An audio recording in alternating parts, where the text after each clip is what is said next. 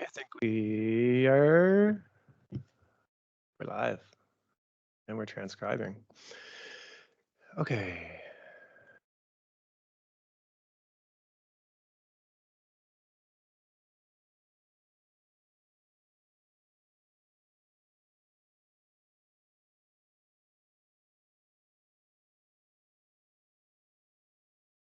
Okay. So we're here for a public information meeting, and as I say, this is being recorded. We'll post this on our YouTube channel if you want to share this with folks. It's been helpful for us because obviously people can't always make these meetings. So we're here to consider and provide some information around our rezoning application along Gasbro Avenue. So the request is to rezone a property which is south of 220 Gasbro Avenue, and shown here on this map. It's about a 4-acre site, and the request is for moving the site from medium density residential to high density residential multi-unit dwelling as the zone is known. So today I'm going to talk a little bit about some big picture challenges that we have in the town and the province, do a really brief overview of the application. We're going to have the developer say a few things, and then we can do a Q&A. Typically, this is pretty informal, and sometimes the conversations can pick up kind of after as well, or you can follow up with me or the developer, and I can provide some other options to input on these processes towards the end. So there's tremendous housing need in the province right now, and I've started the last couple of rezoning presentations that I've done with some of this provincial data. So this is the cover on the left of the most recent Nova Scotia 5-year housing plan. And I won't read all of this information on the right, but this is just a page from that plan from a presentation, just showing the gap in the number of units required in the province. So I will read the beginning. So to keep pace with population growth, the province will need 71,600 new units by 2027 and over 100,000 units by 2032. So I assume everyone has heard of the ongoing housing need crisis here and elsewhere.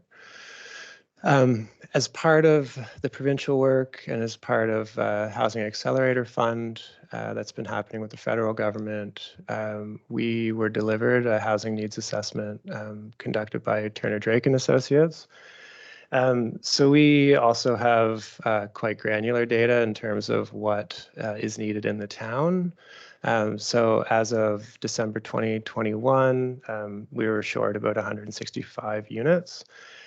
This jumps to 830 units by 2027 and over 1,700 units by 2032. There's some information on demographic need there around young families and seniors, but the sort of complexity of it is we've typically only constructed about 25 units a year. So that's a very difficult target to hit.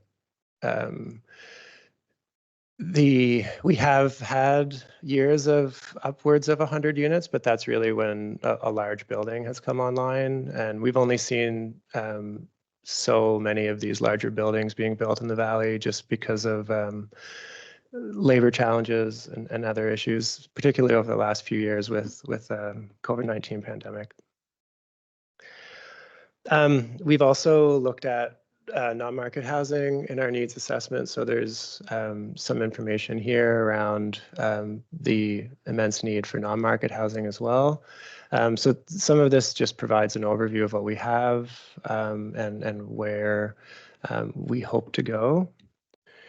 We have applied and were successful in receiving funds through the Federal Housing Accelerator Fund. So this is one of the programs under the National Housing Strategy. And this is simply a clip from the website that outlines all the different programs that the federal government is trying to enact to also help with the housing crisis in the country. So we have brought forward an application. We were successful. We've just started into some of the procurement and program planning around that program. But this is very much a part of that. is trying to accelerate housing in the community through making some of these zoning changes so that, particularly in certain locations, a higher density of housing can be achieved, and some of these other goals can also come along with that. So our application, simplified, really is going to be rolled out in 3 different streams. And so what we're talking about tonight is very much relevant to the market housing stream. A big piece of that is doing public education and helping people understand that there is a great need, and helping people navigate through some of the changes, whether it's in their neighborhood, in the town, or in the region. More generally, there has been this same type of fund being given to Kings County and West Hants. So I think you're going to see quite a few units built over the next 10 years. That second point there is really the crux of what the purpose of the Accelerator Fund was, which was really to encourage more housing supply. So we've had a few applications ready, so we're moving those forward, but the reality is we have a municipal election in October. And so to start a full plan review right before an election is very difficult. So we will be starting a lot of that work in October. And really what we're focused on in the interim is getting some hiring done, some procurement lined up, and really trying to focus on a launch that will come in September and October, educating the new council as well on some of the objectives. So the second part of that is also working with the university. Anyone that lives in town knows that that's a bit of a unique challenge for us and puts a lot of pressure on our supply. So with their new leadership, I think there's more potential to work together. And so some of that is really looking at some of their lands and trying to move them further up the investment readiness scale. So they may want to partner with private developers or do some of their own development. The last piece up there on the slide is around non-market housing. So that's really those top 3 graphics on your right. So we've been having homelessness discussions in town. We have a small amount of supportive transitional housing, rent geared income, subsidized rental affordable housing in the town as well, but there's a great need for more of that. And so we are working on terms of reference right now for a working group that will be launched very soon. And we're working on an affordable housing grant program and looking at some of the town land that we own to accelerate some housing as well. Part of this housing piece that is really tied into the efforts that we're doing is around the climate crisis as well. So we've done a significant amount of work culminating in 2021 around our climate action plan. Some of the sort of core actions and supporting pieces are on the left of that slide. We've also done a significant amount of work around flood risk mitigation around our waterfront, and also with overland flooding coming down the hill. So housing and the way that we respond to housing, particularly in a region that is so rich with agricultural land, is very much related to the housing crisis. So I would be remiss if I didn't say this. And the other big thing to keep in mind that when we did document where our emissions are coming from, a lot of them are coming from buildings. And so you can see that bottom, basically 50% of that pie chart is where residential emissions and commercial buildings are a big part of the pie to tackle. On the right of that, this is just a sort of a sample of a wedge diagram, just really showing what the gap is as far as trying to move the needle on emissions reduction. Some of this is certainly related to new construction, the method of construction, and at what density and the location of these new homes that are being built, not just in Wolfville, but in the whole region. I think it's important for people to zoom out a little bit outside of the town. So part of that's sort of the really big picture in a couple of minutes, but I think it's important for people to have some perspective on what we're dealing with at the town, but also some of the pressures that we face from other levels of government as the sort of implementing body in a lot of these cases. So what I've have up here is our zoning map for the town. So if you're not familiar with land use planning, all those different colors essentially establish different development rights depending on the color. And so some of those are low density residential zones, some of that is agricultural land, some of that's our downtown, some of that's the university parks. And some of those sites that I'm showing are either currently or emerging as areas where when I say high density, it's higher density than perhaps we're accustomed to. We're not talking about 30-story towers, obviously, but this is apartment type zoning that is either on the ground or is coming in front of council either now or soon will. So there may be other areas identified, but these are some areas that are either already in the works, have been approved, or are moving forward during this political cycle that we're in right now. So this is just a different view of that with an aerial photograph. This is maybe more familiar to folks, but this is Woodman's Grove, obviously, in the East End. This is the East End development. There's a small area there that has similar zoning. There's this site on Gas Pro next to the 101, another site next to the 101 on Highland, and the area adjacent the 101 in the West End as well that we've been looking at. So this multi-unit zone has an intent statement in our land use bylaw, which is here on the screen. I won't read that all to you, but essentially it's to establish areas in the town where buildings up to 120 units can be built.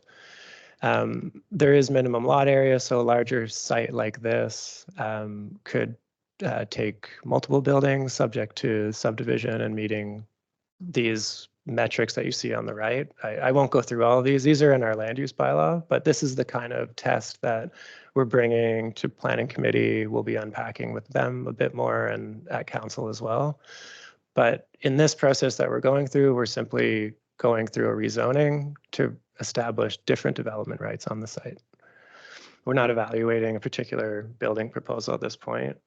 This is kind of the level of detail that we're working at. So this is a preliminary concept that the developer and his architect will talk a bit more about. But these are 3 buildings sited closer to the highway, and I'll let them go into a little bit more detail on what they're looking to achieve here. But this is the site. As I say, it's about 4.5 acres.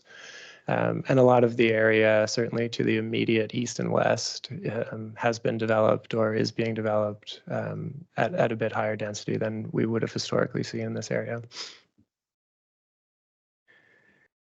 So just process, I think this is probably the most important part of this meeting. So this type of proposal, this type of rezoning is an amendment to our land use bylaw. And so it has to be considered by council. Before it gets to council, we have an established process starting here tonight.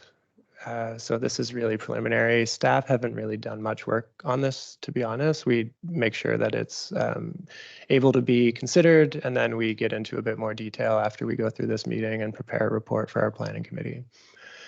So there's a lot of considerations that we go through trying to outline for council within our municipal plan. And this is simply an image from the land use bylaw to give you a sense of that and the section if you're looking to look at that in more detail. And this particular file, this is kind of anticipated timeline. So we're here in March at an info meeting, and we'll take some time to try to get this to April planning committee. We have another rezoning application that had a public information meeting recently, so we're trying to get them both there together if we can. And this would go for initial consideration by council in May at committee of the whole. From there, it's really at the will of council. So they could hold it at committee of the whole. They could also, for more information or more consideration. But once it leaves council, it would receive first reading and go to a public hearing. Because we're amending a bylaw, and then there'd be a decision rendered by council, essentially giving second reading, and there is an appeal period for this type of rezoning. So yeah, I think this is my final slide. So just to be clear about how people can be engaged, I am available to chat with people. If you're not comfortable talking today or something else pops in your head, feel free to reach out to me. I also have a development officer and a planner that work in my office, and they'd be happy to speak with you as well. You can also you can bypass us at the staff level if you want to go to committees, represent yourself at the committee level, or directly to council, either in person or through some type of written correspondence. So there's lots of ways to be involved. This process takes a number of months, but at the end of the day, my job is to move this process along and to have a decision rendered, because there is legislation that requires us to make decisions on these requests.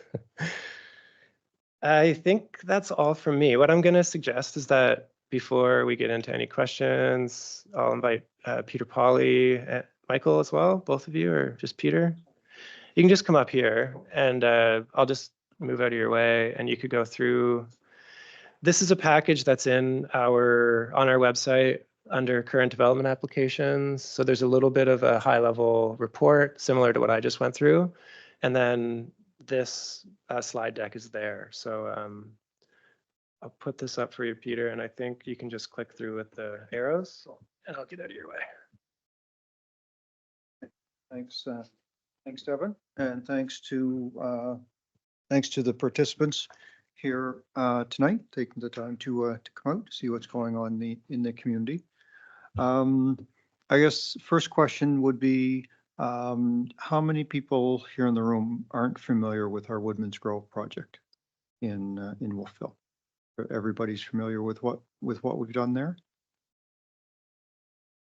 No, Woodman's Grove is up where the landmark that I refer to now is that we're right next to the Lightfoot and Wolfville winery facility on the east end of town.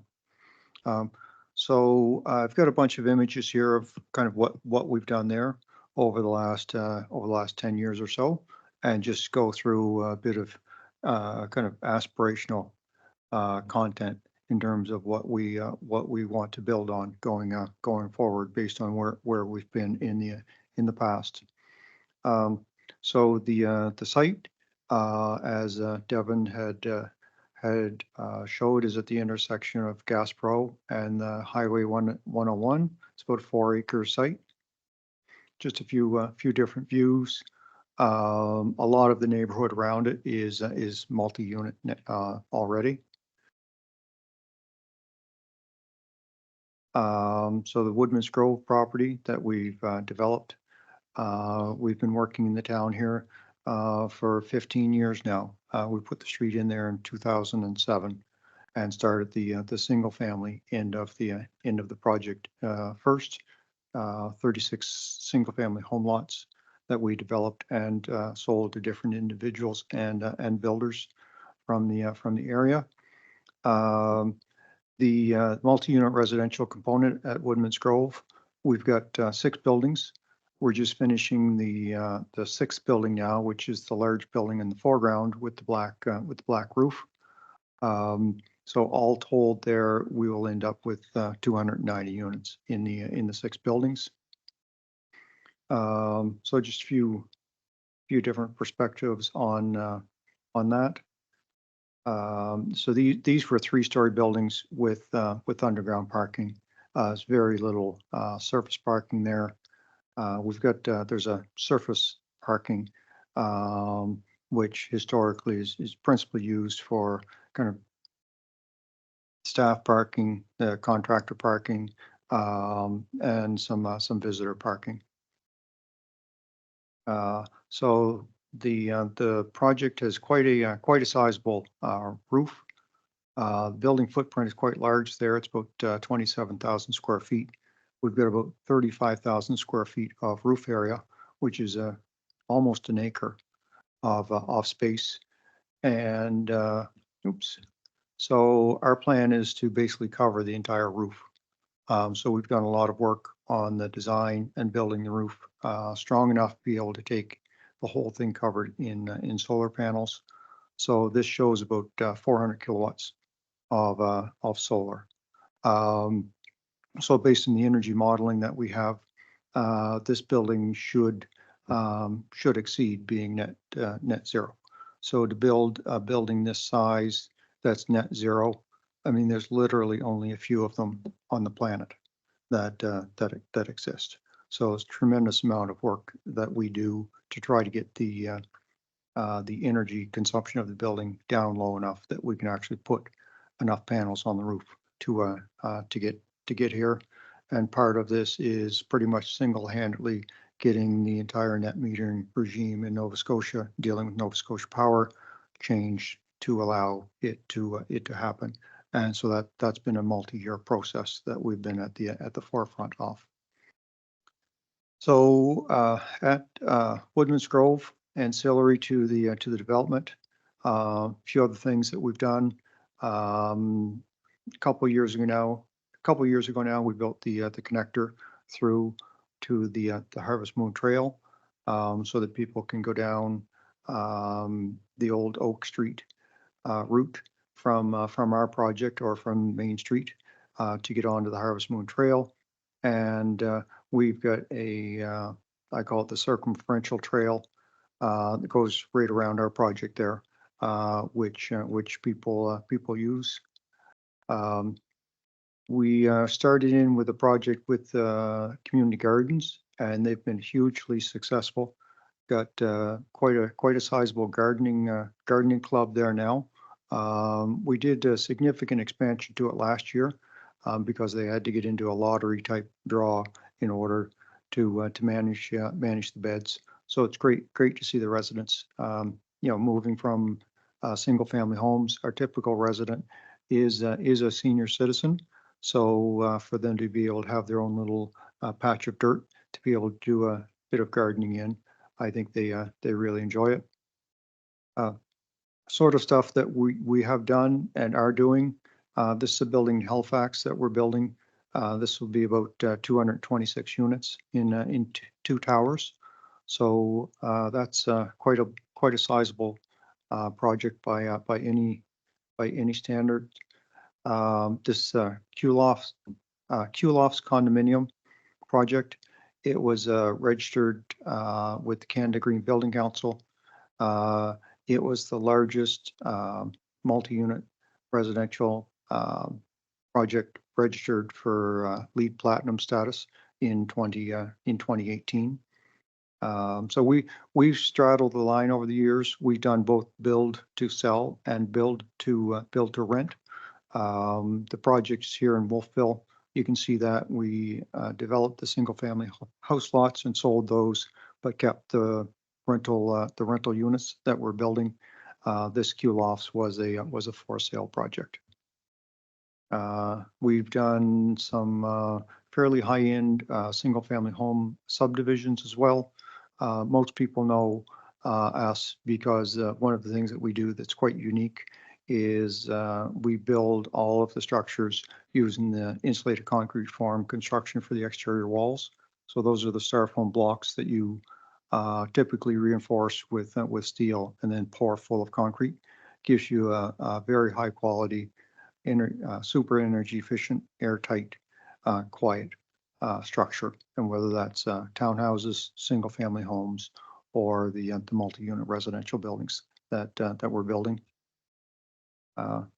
Another condominium project. This is right downtown Halifax, the corner of Barrington and what was formerly known as Cornwallis Street, 85 unit condo project. So we won an award on that one. That one's pushing 15 years old at this point in time. Some 4-story rental buildings that we built 20 years ago that we still own. You'll see here we're featuring a logo for EV charging. We were the successful applicant under the federal government's NRCan, Natural Resources Canada. They have a program where they are trying to encourage operators of multi-unit residential buildings to install EV chargers for residents to try to break the back of the whole. It's like a chicken and egg. trying to get people to buy EVs. People don't want to buy EVs unless they know that they can get a charger. They won't rent an apartment without knowing, can they get it or not. So we were the successful applicant last year, and we're going to be doing a rollout of 634 EV chargers, which I believe will be the biggest rollout of EV chargers in the country. So we're going to do all of our buildings in Halifax and in Wolfville here. A lot of our residents are quite excited about the prospect of being able to have EV chargers in the building. So just a couple more views of the Mont Blanc buildings. We've done some nice single-family home developments as well. As I'd mentioned, this is actually a street we put in almost 25 years ago, and I continue to live there myself. We took the cheapest, worst lot on the whole street, so we don't have one of the great big homes on the water. We're back off the water. The site here, we're working through some design concepts, but we've got a pretty good idea of what we would like to do. The buildings that we built at Woodman's Grove, I would describe it as they've got more of a suburban feel. They're 3 stories over the 1 level of parking. There's considerable amount of space between them, so it's almost like a suburban sprawl sort of feel. What we'd like to do is something that is a bit tighter, a bit more dense, would have a bit more character to it, and to try to make it feel a bit more walkable and a bit more intimate by having a lot of landscaping in between the units, in between the buildings, versus at Woodman's Grove, a lot of the buildings are 100 to 150 feet apart between them. So this site plan shows 3 buildings. The footprint of these buildings would be roughly, the two smaller ones would be 16 units per floor based on a concept that we've got in mind. And then the larger one would be about 20 units per floor. So that would fit under the R4 guidelines with the maximum 120 units per building. We haven't done a lot of design yet, in part because we wanted to get some feedback here and just see how things go with the town. But we would be looking to start with a more detailed design pending the outcome of the meeting here tonight. We are getting pretty well finished with the building in Wolfville, the 6th building there. So we actually have an on-staff 12-member carpentry crew with a very good, competent foreman. And ideally, we would be looking to start construction later this summer as things wind down on the project at Woodman's Grove. So just a couple more images show some of the stuff that we're doing on the green building side. There's fair level of complexity to some of the stuff we're doing. We're not just kind of throwing up the cheapest, easiest square box built with 2x4s and chipboard. These buildings we've been building, they're all concrete exterior walls, all concrete floors. Most of them actually have in-floor radiant heat.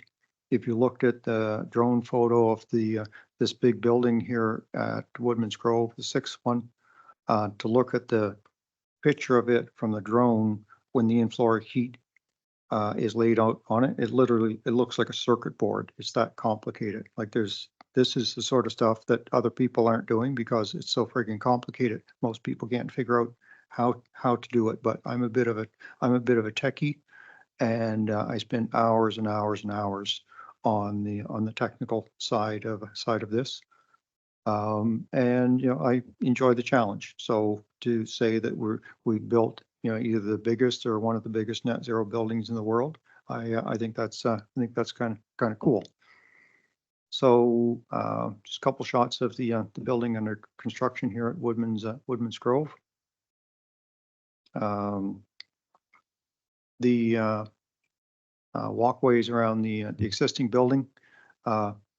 This is a nice shot of the Harvest Moon Trail just on the side of Kentville, and I can see kind of a back access going out to the adjacent street.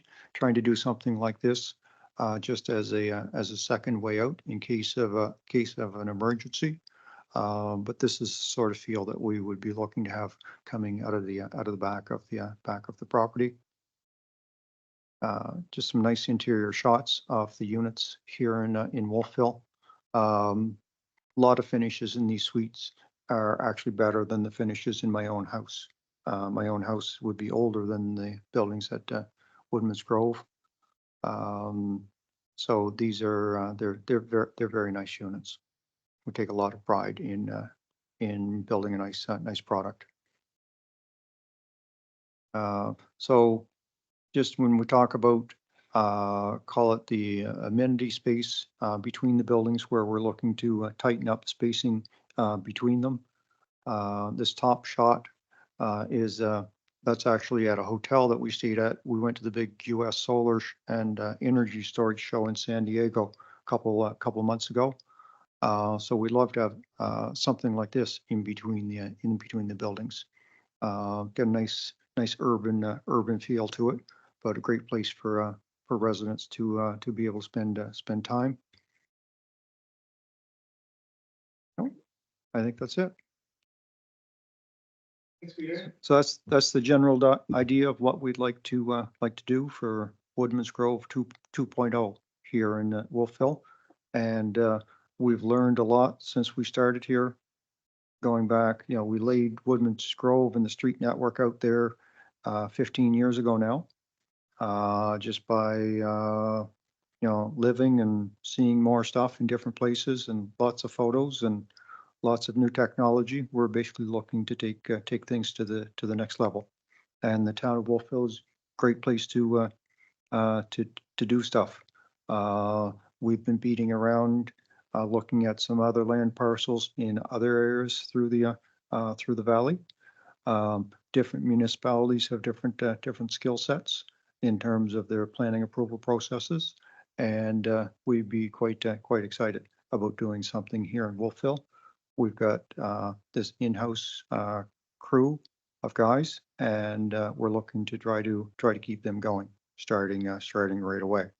It's important to us to keep them going, and I think from the town's side, it doesn't do the town much good in terms of trying to solve the issues with the housing crisis and the housing supply, to have something get approved and to have it sit fallow for 1, 2, 3, 5 years. We're actually looking to hit the ground with where we're at on a couple of other things. We would be looking to start building this summer and probably a second one next summer.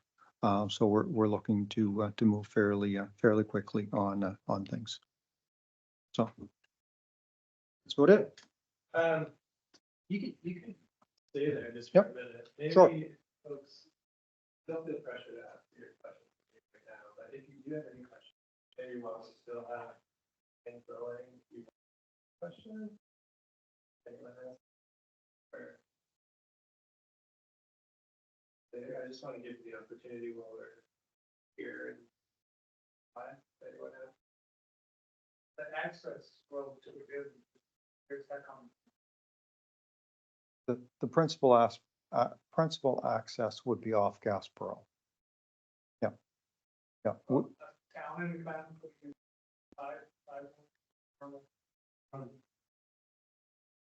Yeah, it's pretty preliminary at this point, but that's part of what we've been talking to Peter about, offsite requirements to have a sidewalk in there so that we can connect into the network that we want to build.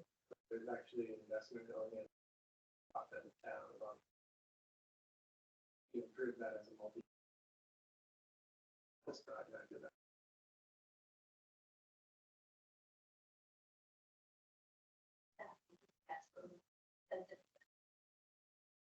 And it's coming anytime. Rumble strips are in, but our crews were delayed, so that you did see that. There's a bunch of traffic on. That's just we'll see the Highland will be coming for view.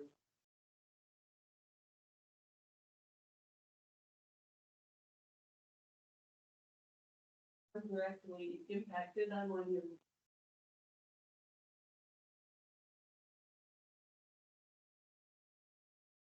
Thanks for.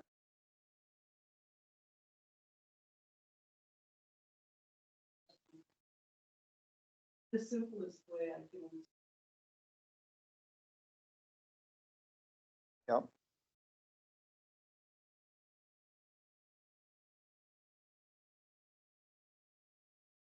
The forest around you. Yeah. Yeah.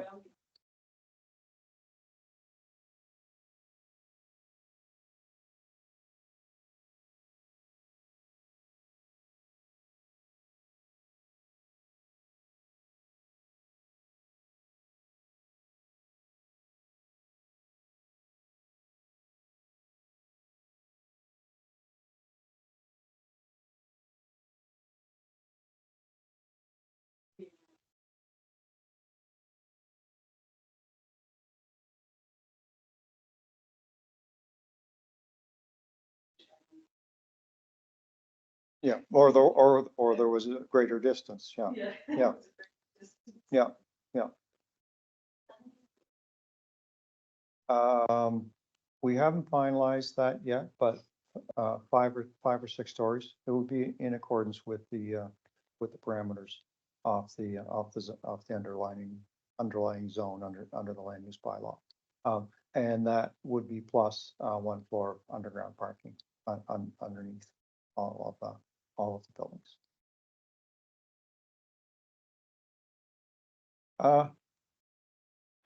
It's always, people always like those amenities.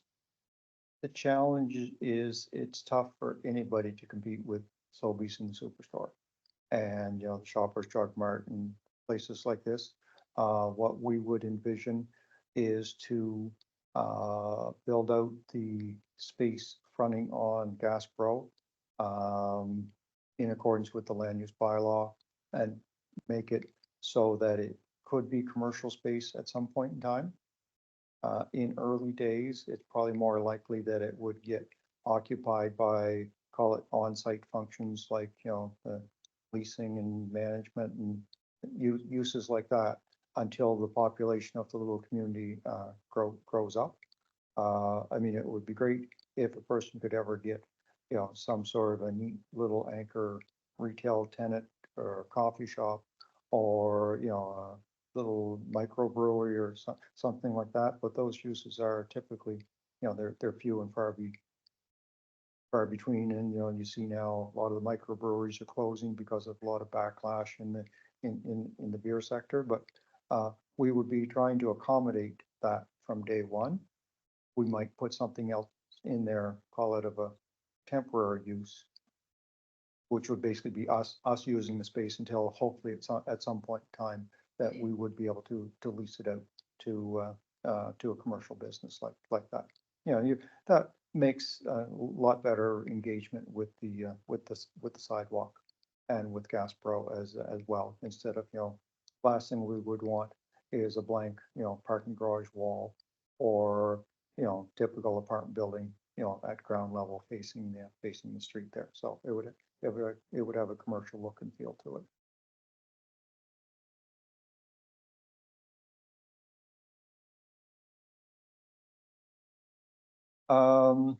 There's a mix required under the land use bylaw, so that would obviously need to be respected. The units that we built at Woodman's Grove are quite large. Typical unit there is 12 to 1400 square feet.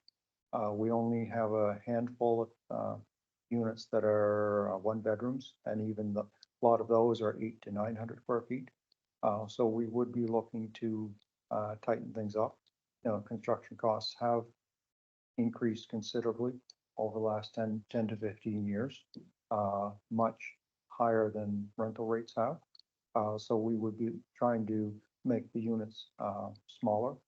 So we can try to hold the price point down on the rents. And from our perspective, then it would actually work well overall between the two portfolios of buildings over time. So that we could have, call it the smaller units, on Gasbro and the larger units at Woodman's Grove. Because, through life, things change. You have somebody move into a 1-bedroom unit and then they get married and they have children and then they need, a lot more space. Or you have the flip side happens too. People move in as a couple. One of the members of the relationship, is hospitalized, passed away, what have you, and then they're looking to downsize. So having a broad range of uses would be, or sizes would be good between the two groups of buildings for us. But we would like to try to push the envelope down on terms of some of the sizes, try to get into some micro units. That would be nice. And so the building at Woodman's Grove, the 6th building there, we have some partnership units with the province under the Portable New Housing Development Program, where they participate and they basically buy the rents down. So it would be nice to actually bring some units to market, at or around $1,000 a month.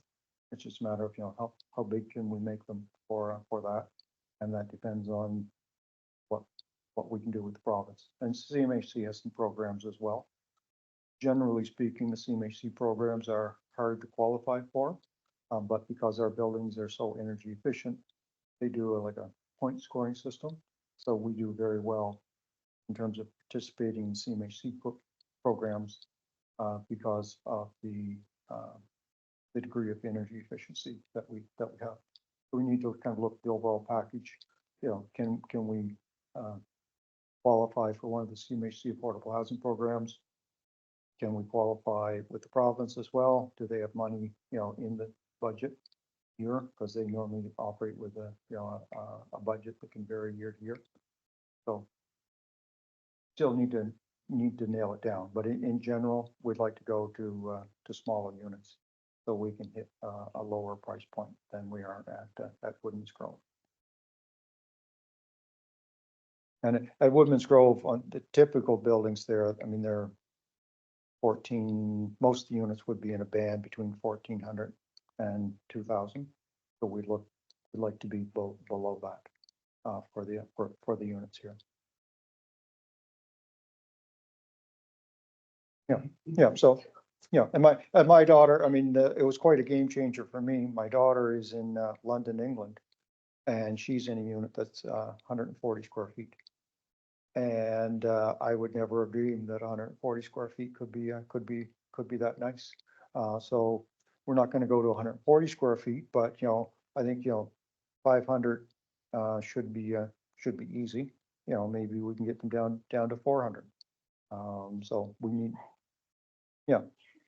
so that's the iterations that we need to go through as we move the design forward. Right now we have 3 buildings potentially on the site. I know originally when you started in Woodman Grove, you weren't going to have 6, is my understanding, No. or maybe that's a misunderstanding. Yeah, we always had 6. Okay. And then we actually put the 6th one on hold, increased the unit count on 3 of them, but it was always intended to go back to the 6th. So Okay. the 6th one did require another round of approvals about 5 years ago. That's not. Yeah. So you don't see any more, starting with 3 and then hoping to add more buildings. You see this site as suitable for 3 great buildings. We need to look at the design and try to figure out, there is a maximum unit count there, and try to work through, typically it's a function of the lot frontage and the lot area. 3 fits on there well. I'm not a fan of big buildings. I would rather have, you know, two small ones. So where the site plan has, two that are what I call medium size and then one that's larger, you know, I might say, well, we'll take the larger one and try to split it in two. Just from a construction logistics perspective, and you get into some building code stuff based on the actual size of the footprint. And, Michael, you know, some of these things, you know, you get into these combinations of the size of the footprint and the height and the type of construction. Some of it's fairly complicated, so we would go through and try to figure out what the best final layout is. But it might be, you know, tightening up the footprints of all of those and trying to come up with, you know, with four that would fit, on the site. And you mentioned a couple of times about the space between the buildings, and certainly when I walk around Woodman Grove, I appreciate the space, but I also realize we need housing. Yeah. I think you talked maybe about 100 to 115 feet between the ones at Yeah. Woodman Grove. How much closer do you think they would be? Again, recognizing they might be higher as well, which affects light in the other buildings. Yeah, and this would be something that I would need to haggle through with Michael, but you know, 60 to 80 feet. I think 80's, you know, a decent number. And it kind of depends on how we do the parking as well, in terms of what the, you know, what the layout is, because, you know, when you're putting cars in underground parking, there are kind of, you know, modules, and then we need to go through it. Are you allowing for 15-foot long cars, 16, 18, are there storage lockers, you know, at the end or beside or in a shared room? So we would be doing a lot of iterations, try to figure out, you know, the site is, you know, 435 feet, you know, going along Highway 101, front yard setback, rear yard setback. Okay, so that's, you know, the max. And then what's the best combination? And part of it comes to how big do we want the units to be? You know, if the building is, you know, the buildings at Woodman's Grove are about 80 feet deep, which is abnormally deep for a building. A lot of buildings are closer to 60 feet deep. So just depending on how we end up refining that, and that dictates how big the units are. The 80-foot deep building, you take out a 5-foot corridor, you get 37 feet on each side of the hall versus the 60 feet. So it kind of depends on how big we want to try to hit with the units. So it's a bunch of iterations that we would be going through to try to figure out, you know, what we can build, what cost implications of it are, how the parking plays out exactly. You know, we just, this is done in, call it in concept. But we would need to spend a lot of time trying to refine it. Thank you. Yep. I can wrap it up there and just turn the recording and stuff off. If you guys want to build on chat, that's all good, but otherwise. I'll let if everyone's okay. Alan, you're okay? Okay. Thanks, Peter. How do I do this?